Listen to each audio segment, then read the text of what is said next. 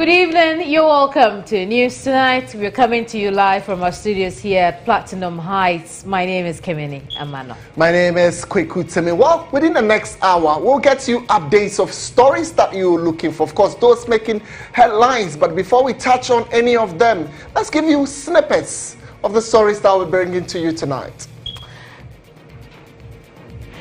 Trade Minister challenges authenticity of minority documents presented to Committee of Inquiry into cash for seat allegations. Also coming up tonight, residents of Dansoman raise alarm over a building which is developing cracks as people continue to occupy the structure, likely to collapse if not checked. La Paz traders occupy pavements barely a week after the AMA sacked them and demolished their structures.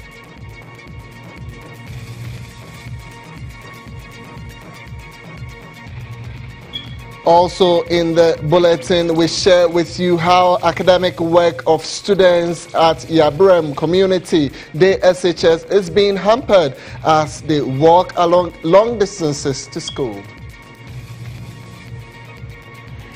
And coming up in business, General Agricultural Workers Union call for immediate ban on South African food products following an outbreak of listeriosis disease in that country.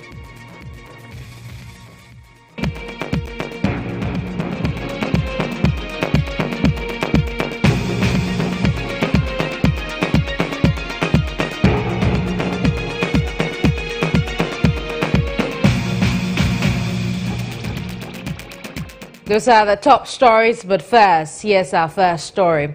The distance from Dambai to Yabram in the Karachi East District of the Volta region, where the Community Day Senior High School, built by the NDC, is located, is hampering academic work. Abunafo region correspondent Michael Infum-Sapon journeyed to the place and filed this report.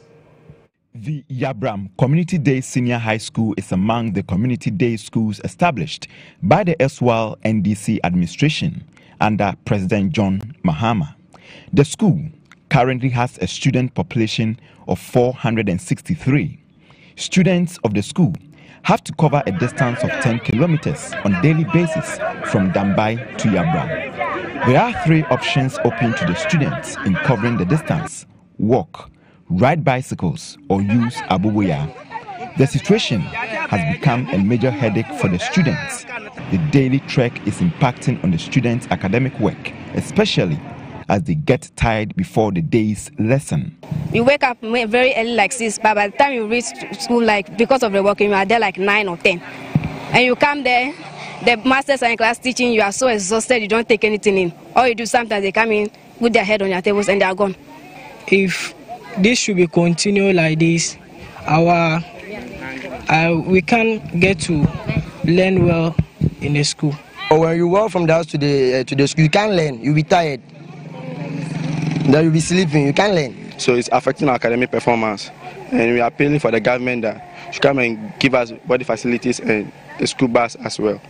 The acting assistant headmaster of the school, Inokumi, also confirmed how the distance from Dambai to Yabram is affecting academic work in the school.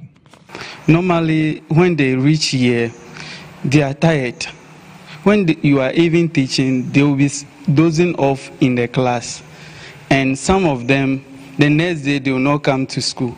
If you ask them, they say they are tired, their leg is paining them.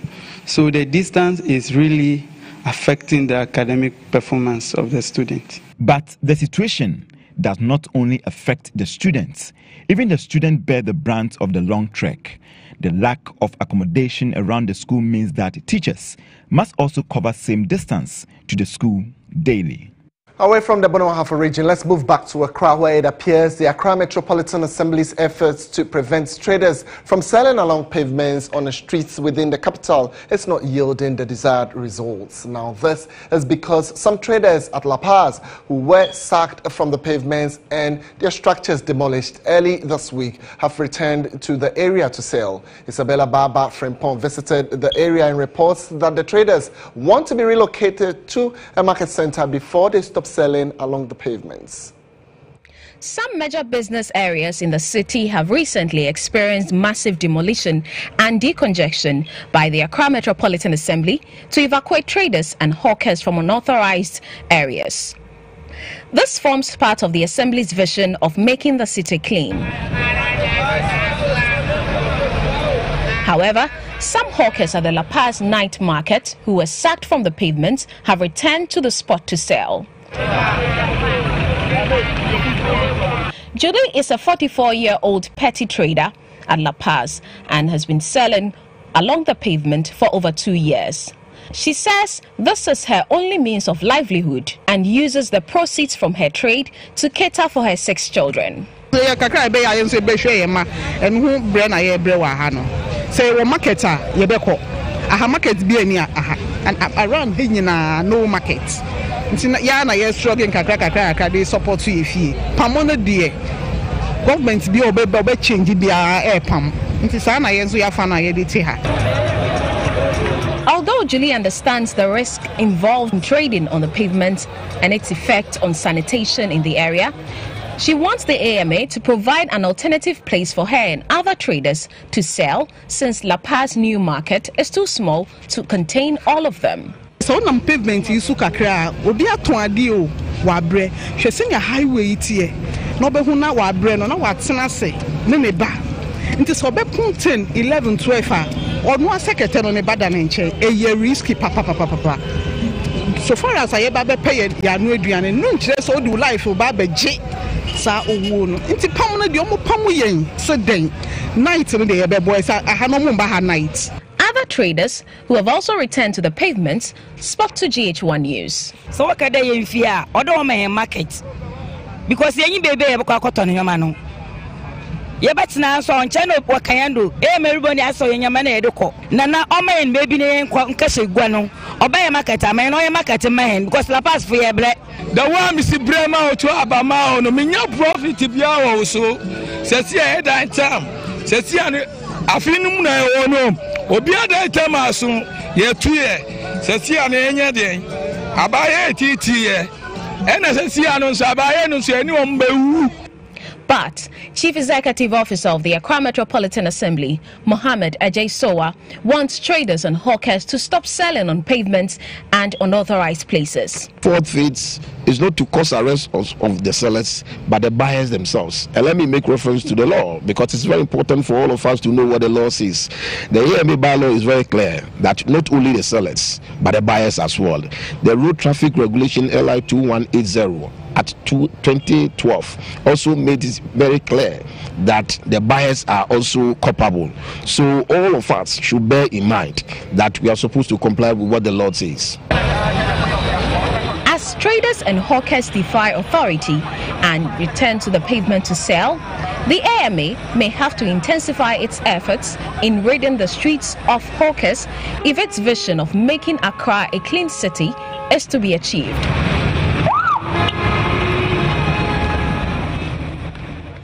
President Akufo-Addo has appointed himself judge and jury of appointees accused of wrongdoing. Now, that's not coming from me, but it is the verdict of the Center for Democratic Development in the assessment of the president's first year in office. According to the executive director, Dr. Jima Buedi, this could undermine his leadership. The CDD also says the president stands accused of harboring party lawbreakers. They explain more in the following report by Abna Owusu.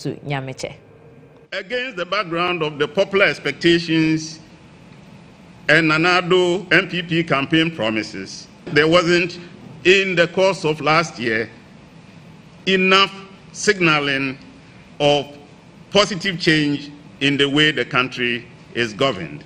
The Center for Democratic Development says the conduct of elements in government on matters regarding abuse of office and disregard of public concerns is worrying. The pro-governance organization asserts that government stands accused of condoning militant activities due to its inaction on the seeming thuggery and litany of attacks on public and state institutions by NPP loyalist vigilante groups. We could cite President Akufo-Addo's tendency to arrogate to himself the right to serve as lawyer and judge for functionaries agencies, and others in his administration accused of abuse of office and other offensive conduct. Again, these are actions that leave or that undermine the possibility of objective discovery of facts and proper the facts pertaining to these scandals, these allegations, and therefore proper sanction. But retired Supreme Court Judge Justice V.C. R.A.C. Crabb argues the president did no wrong in openly defending his appointees. You can publicly support somebody you have appointed, but inwardly you have the right, and I believe the president has been doing so, to castigate, to do whatever he can for the person to realize that it is wrong. You don't wash your dirty linen in public. No government does. No government will ever do that. Dean of the Institute of Local Government Studies, Dr. Eric Odrosai, is asking the government to come clean on challenges they may face in the implementation of its ambitious promises. Government has also been somehow slow in revising the national decentralization policy to take account of new promises it made in its manifesto. Because the current decentralization policy was prepared when the government was in the opposition. So it was aligned with the GHGDA too. That was prepared by the previous administration.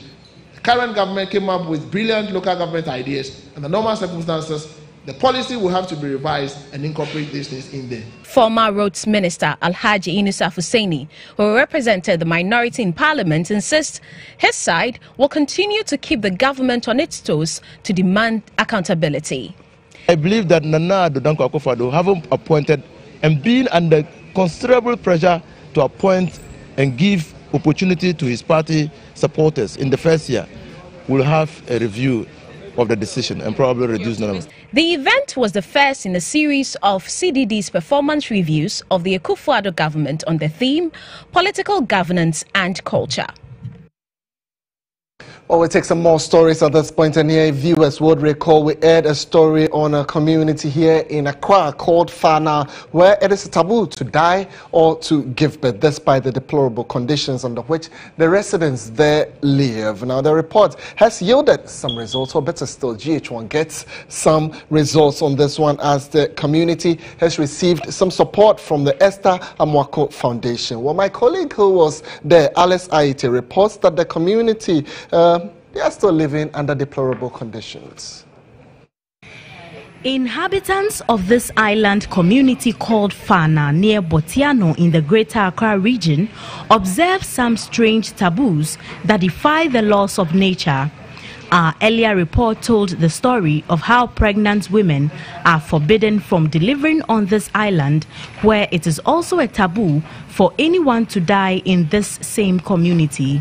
Any breach of the taboos is sacrilege and attracts a penalty either on the household or offender. The taboos are not the only debilitating effects in this community. Residents are impoverished and lack all social amenities that make life worth living. Anytime there is flood or high tide, most families lose their huts in the rain, or the gushing water sweep properties away, leaving in its wake debris. The Esther Amwako Foundation, formed by founder of the House of Zion Ministries, Reverend Esther Amwako, as part of its annual philanthropic gesture, journeyed to the community to donate assorted food and relief items to residents. After a tedious journey of about 30 minutes in these canoes, we finally arrived at Fana. The donors, together with the residents, held a brief service to spread the gospel of Christ, after which bags of rice, sugar, biscuits, toffees and other items were shared among the inhabitants. Reverend Esther Amwako shared why they chose to support the Fana community in their philanthropic work. We started small and we are increasing. So I believe that the vision for everybody is that it's not for you. God brought you there not to make you big and leave the others. You have those with you in the church, and also stretch your hands towards the others. And with that, God will increase your cost. Elders of the community were happy for the support.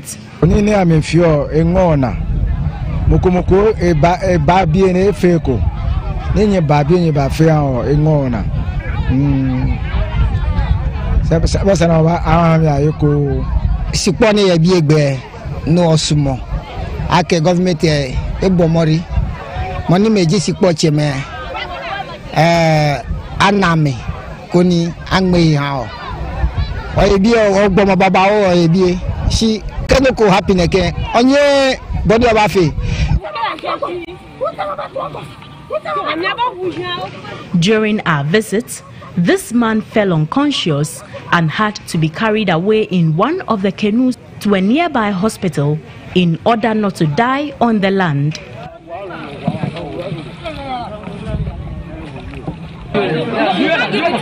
Residents' plea to government, however, is to help them relocate since their stay on the island is becoming more dangerous, eaten away by the sea daily.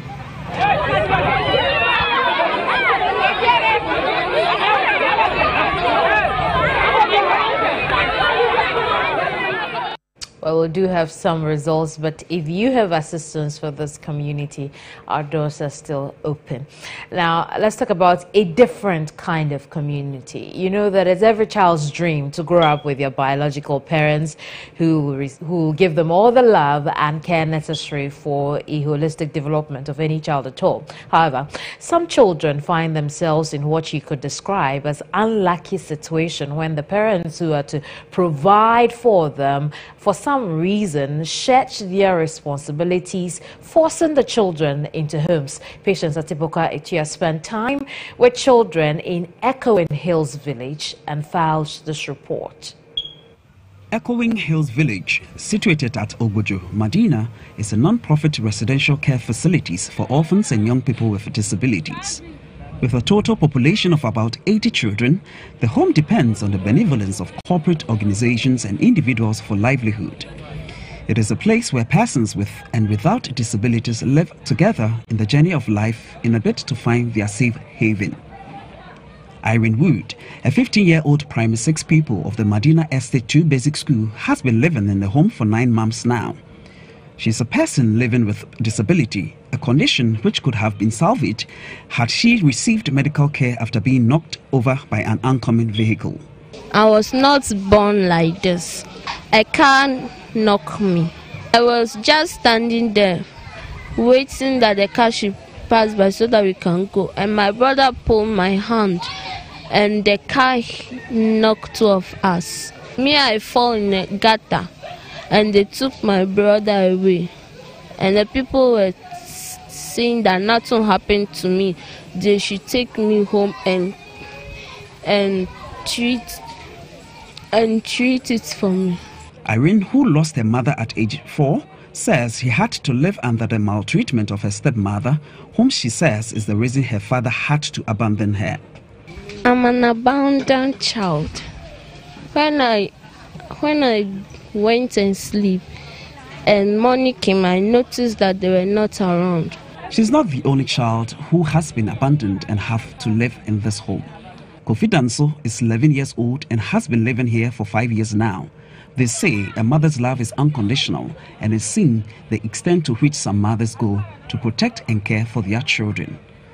For Kofi, however, he was abandoned by his mother at a transport station when his mother was taking him to school. Station 1. You do station 1. Now I'm costing you do station 1. No, I'm also no call. And yes, and I'm in a mamma and I'm co jamna. A coming quine. He has, however, found solace in the home and hopes to fulfill his future aspirations, just like all the kids in the home. Then a winnie or pass away. Me a lawyer, a doctor. Why? I found many people in such situation, like they are disabled, so I want to help them when I grow up. The home receives referrals from DOFSU and the social welfare. On the time of our visit, little Ben, who is about 2 and could only tell his name, we were told had just been brought in the Adentan division of the Domestic Violence Victim Support Unit. He was found wandering about in Manjom in the Adentan municipality. The director, Reverend Lamina, explained that such children end up living here with no parent coming for them, citing Kofi as an example. Oh. Yeah, very heartbreaking. Very. I mean, for the child to say, I'm an abandoned child, you know, it's quite a difficult situation. Absolutely. But the boy is going to be a lawyer, and whoever that mother is, I'm sure he's going to look out for you. Oh, yeah. And he would tell you as he's supposed to. Yeah, he'll do stuff to you. Yeah, but I think as a society, if you think you cannot take care of a child, go through the proper means and get support. Absolutely. Because you leave the child at the peril of his life in a station in any area just like that. I think it's not right. Then again, maybe people are unaware that you can go through the processes and then have you know, get a proper family for your child. So yes, and then again, if you have anything to give these children, because they rely on benevolence. Absolutely. Yes. Echoing Hills in Ogbojo, you can always come through us here at GHOne TV, and we'll make sure that that little support you give them is given to them. Well, we'll look at other stories that we have. And away from Ogbojo, we'll move to Dansoman, where fear has gripped some residents there over the safety of a 2-story building located at Keskia near Flamingo. While some concerned inhabitants told GHOne News that the structure is on the verge of collapse. It looks strong from afar, but a closer view depicts a looming danger. Our attention was drawn to this weakened story building by some concerned residents who want the city authorities to act swiftly to avert a disaster. Cracks at the front and side views are so glaring, and we gathered some tenants moved out upon sensing an imminent danger. But not all of them have abandoned this death trap. There are few people who are still living here, not because of courage, but due to lack of an alternative. Though worried residents will not speak to us on camera, they fear the story building will soon collapse. But perhaps the most threatening part is the fact that there are people occupying the basement, and these unsuspecting tenants are sitting on a time bomb, as this building can tumble down any moment. Last year, a 3-story building was demolished by the Kumasi Metropolitan Assembly at Dunkirk after an assessment proved the said building was not safe for human habitation. When they started the building, I went and confronted them to know what exactly, because the situation of the building is not good. I went to the AMA office to report the issue to them. Here at Odoko, some residents have also issued a caution about this structure they claim was once declared dangerous by the local authority.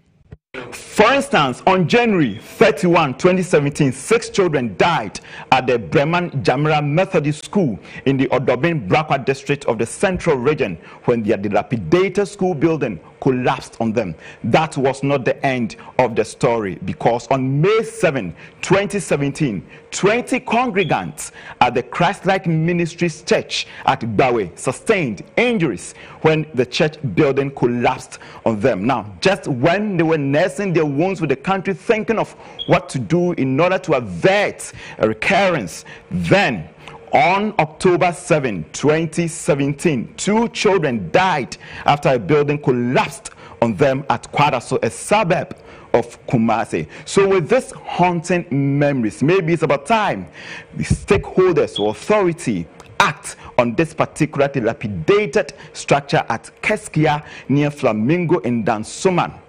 A stitch in time, they say, saves 9. And I hope tenants know that that a stitch in time will save 9. All right. That you don't need to go and live in a house that is falling apart. Maybe there's a gentleman there. When you ask him, where do you stay? He will say, oh, I live in a flat. Oh. a 2-bedroom flat. Oh, please.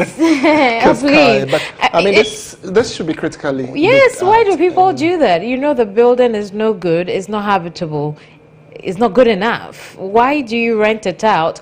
Why do you also go and rent such a place? Of course, it's cheaper. There's no money. Of course, that's the major concern for some of these residents. And I'm sure, I mean, you can't do this at the peril of your own life. AMA, Dansoman, Keskia, Flamingo, it's calling you. Go and deal with the city authorities. You're watching News Tonight. There's more ahead. Stay with us.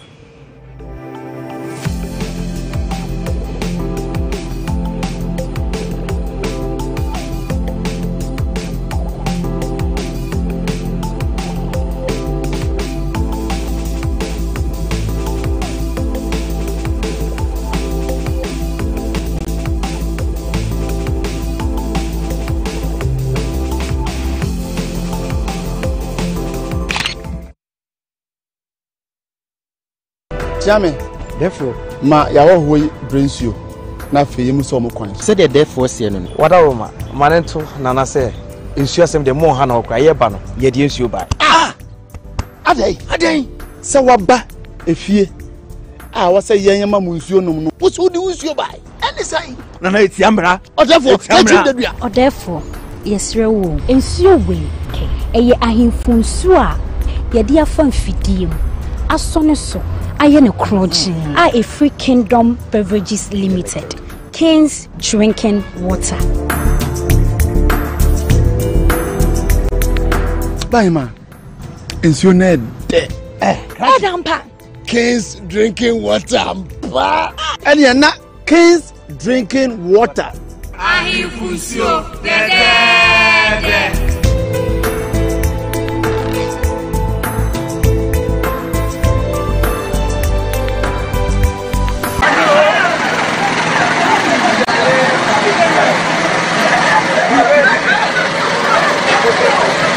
A lot goes on around us every day.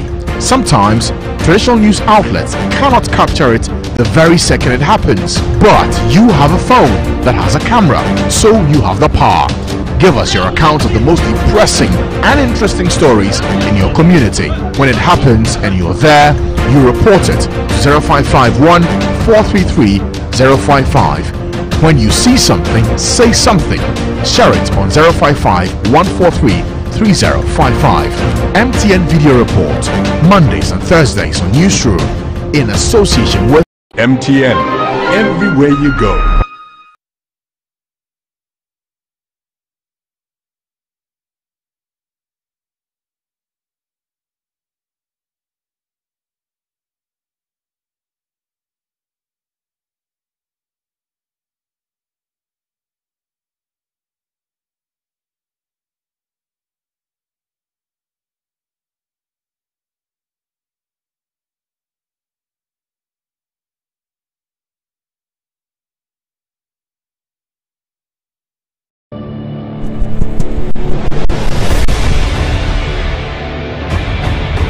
Well, life is good, so they say. This is the show that will bring you all that you want to see. Meet the people, see the places, and you know what? Catch the moment. It's only on Reveal. Putting on your best behavior. Wow, I just love the pool right here at Red Mango on Reveal. Plenty. When this is say how they come, that far. When this is say how they go, that far.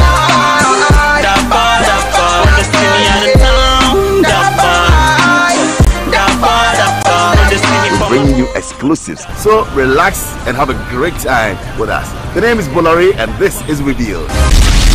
Revealed with Bolare is proudly brought to you by Dust Capital, Carabao Energy Drink, Legends Group and Unibank. Her ambition was to cater for orphans and the poor. I'm a doctor. I'm sure Nibi.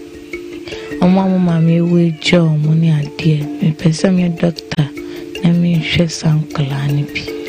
But that dream has nearly been cut short by a genetic disorder that has not only disfigured her, but sidelined her from school, with discrimination in society taking a toll on her. Because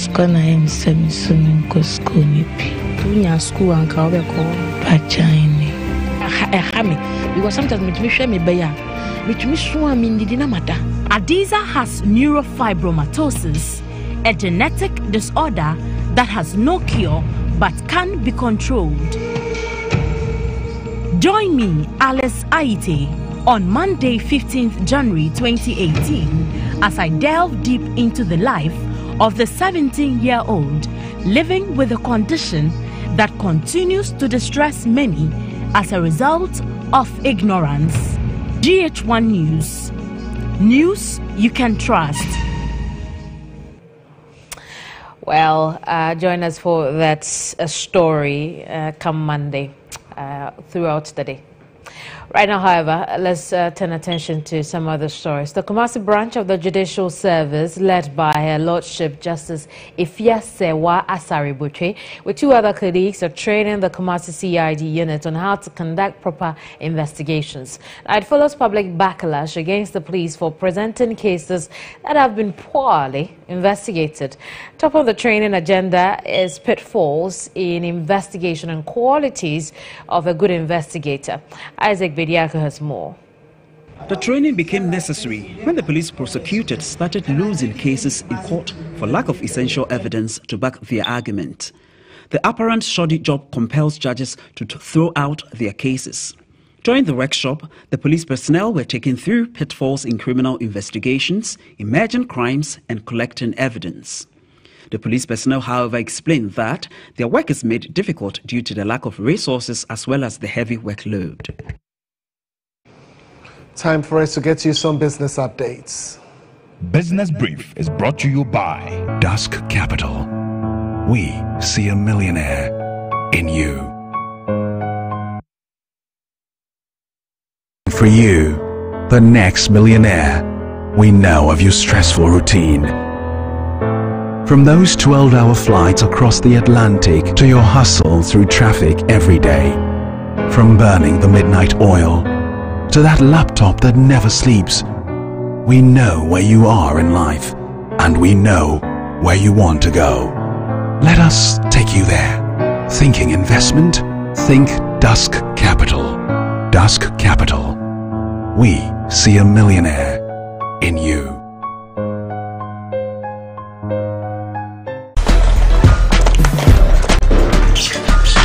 Henry, what is wrong with you and your laptop? It is not working. Hey. What at all is going on in this house? Your son's laptop is not working and my phone.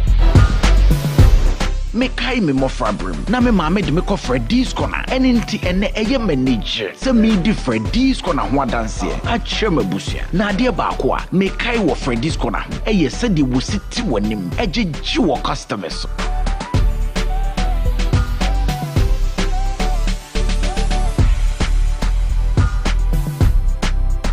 Se eba mobile phone, eba laptop papa, camera papa ni PlayStation a Freddy's corner aha ene wo. Se ko ba to mobile phone say, wo camera say, wo laptop say and a PlayStation. Me ha ho kra. Freddy's corner be try you go amount. Freddy's corner, your home of authentic mobile phones and accessories.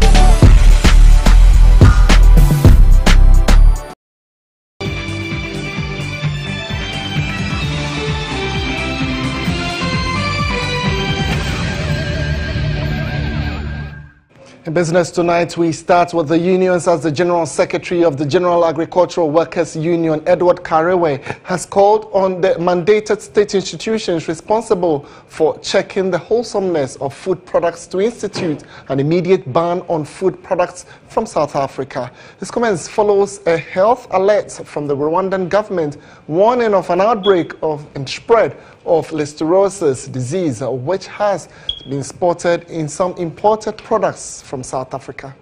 South Africa has got a huge presence in our economy, not only on agricultural products, but in other areas as well.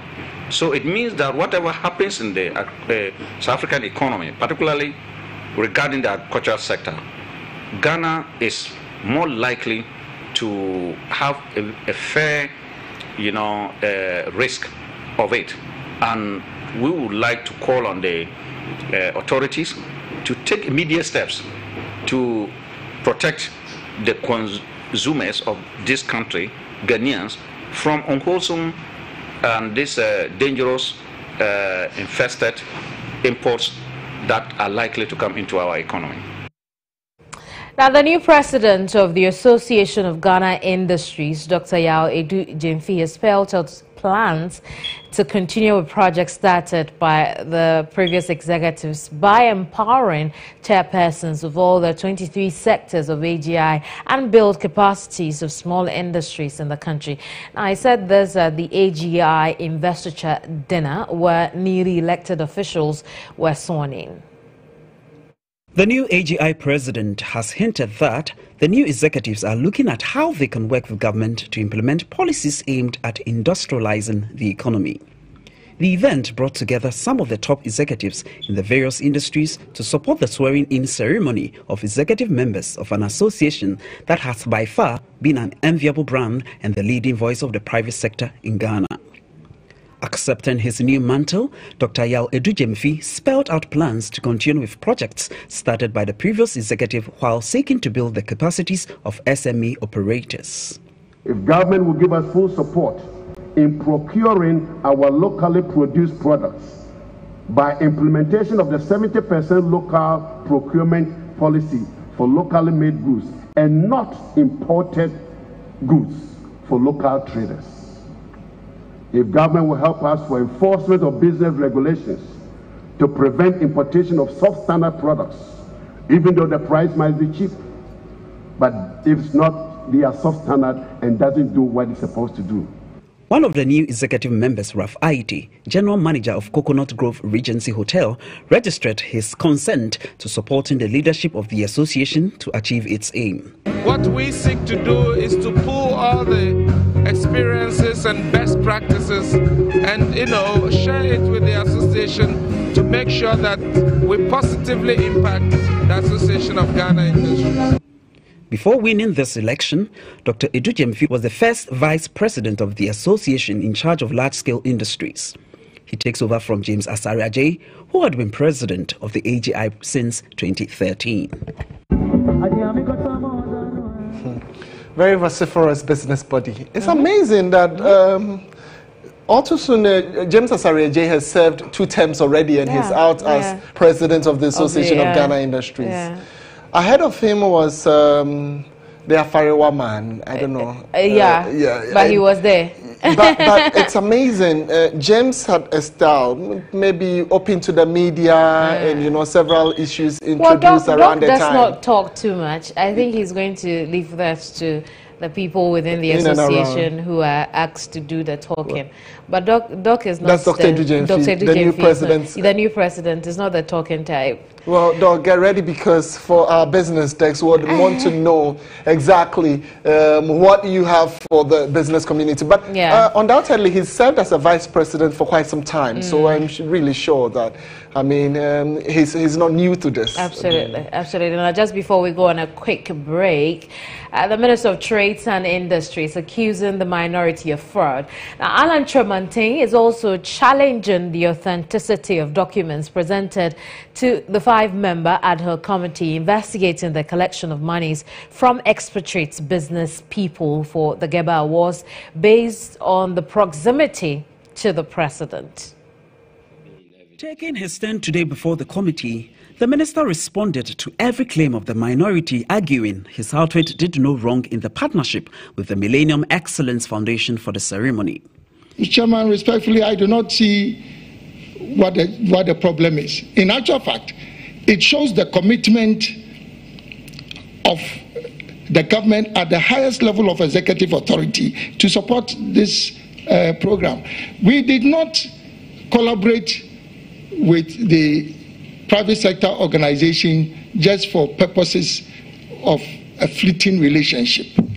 The minister, however, revealed some people who sat by the president during the event made payments. He nonetheless maintained such payments were voluntary contributions, adding some did not pay a dime. Mr. Chairman, it may not be the most elegant way of conveying the thought behind the words, but it is clear. What that means is that we invite you to support the organization and hosting of this laudable initiative with the accompanying benefits. With the benefits attached has not made reference to a physical attachment. That'll be all for business. Stay with us. There is international sports and E-Zone coming up. Interesting. Business Brief was brought to you by Dusk Capital. We see a millionaire in you. We move straight onto the international front, where just a few days ahead of the inauguration of the incoming president of Liberia, George Weah, President Uhuru Kenyatta took to his Twitter to congratulate the new president and assured him of his support and that of his country, Kenya. Well, Liberia has elected former soccer star George Weah as its new president following a runoff election. Well, Weah, 51, won the polls with 61.5% of votes and will be sworn in on January 16, 2018, when President Ellen Johnson Sirleaf's term expires. The event will be significant as it will be Liberia's first democratic transfer of power since 1944. Take it to the U.S. now, where that country's President Donald Trump has sparked outrage after he reportedly used crude language to describe Haiti, El Salvador, and African countries. These reports generated a backlash worldwide, and Mr. Trump later denies them. However, Democratic Senator Dick Durbin said he heard Mr. Trump use the racist language. Amid widespread coverage of his reported remarks on Friday, Donald Trump tweeted his language at the meeting was tough, but this was not the language he used. And quote, "I cannot believe that in the history of the White House, in that Oval Office, any president has ever spoken the words that I personally heard our president speak yesterday," Mr. Durbin told reporters on Friday.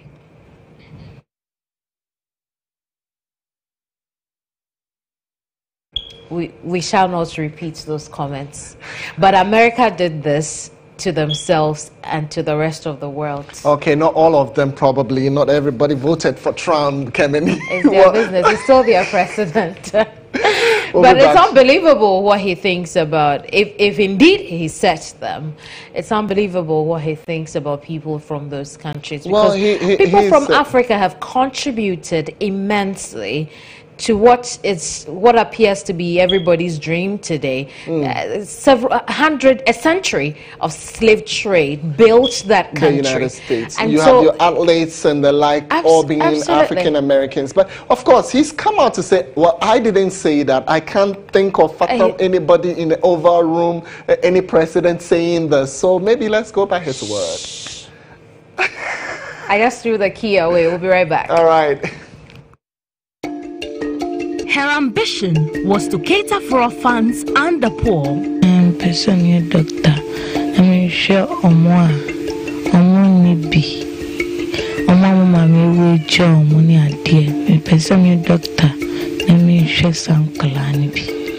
But that dream has nearly been cut short by a genetic disorder that has not only disfigured her, but sidelined her from school, with discrimination in society taking a toll on her.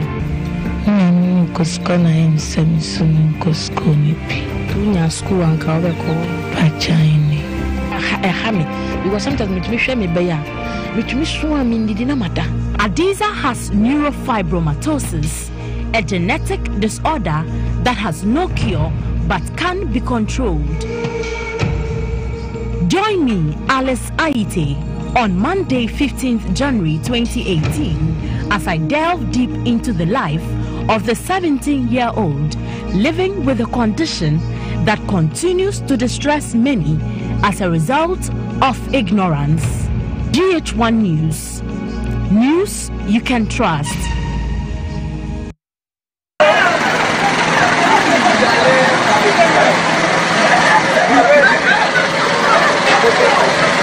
A lot goes on around us every day. Sometimes, traditional news outlets cannot capture it the very second it happens. But you have a phone that has a camera, so you have the power. Give us your account of the most depressing and interesting stories in your community. When it happens and you're there, you report it to 0551 433 055. When you see something, say something. Share it on 055 143 3055.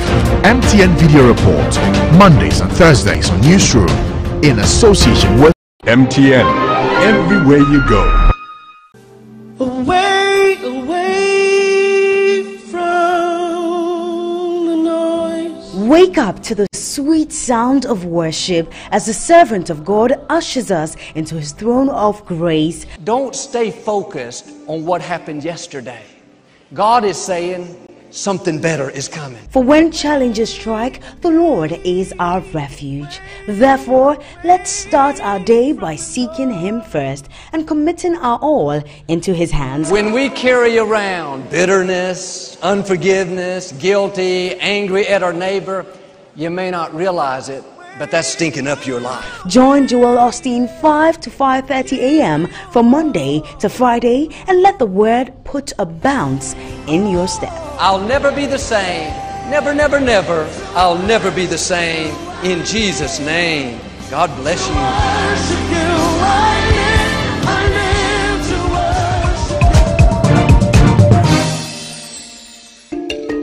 Her ambition was to cater for orphans and the poor.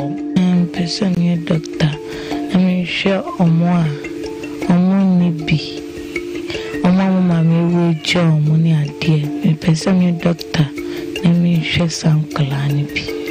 But that dream has nearly been cut short by a genetic disorder that has not only disfigured her, but sidelined her from school, with discrimination in society taking a toll on her. Because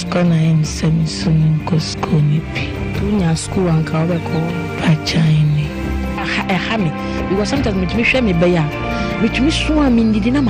Adiza has neurofibromatosis, a genetic disorder that has no cure but can be controlled. Join me, Alice Aite, on Monday, 15th January 2018, as I delve deep into the life of the 17-year-old living with a condition that continues to distress many as a result of ignorance. GHOne News. News you can trust.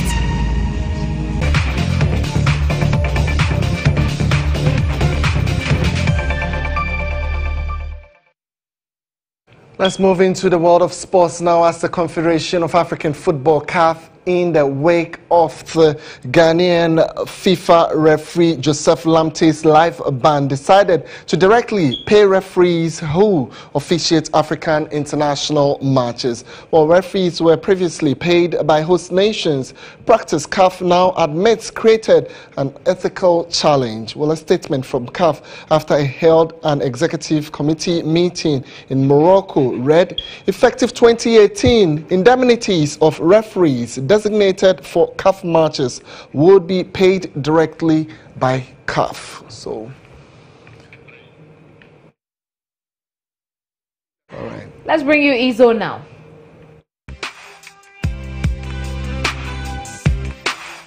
After President Akufo-Addo's announcement of Martin Amidu as Ghana's first special prosecutor, social media went agog with some interesting messages. Here are a few.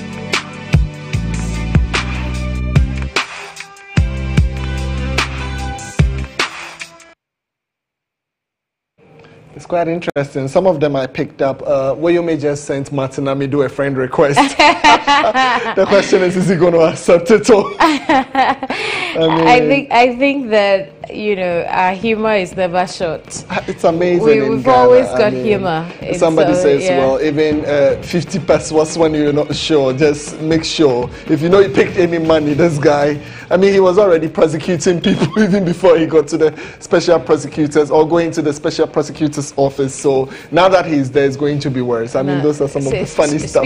Speaking of Woyome, that oral submission, it might just happen, Abi.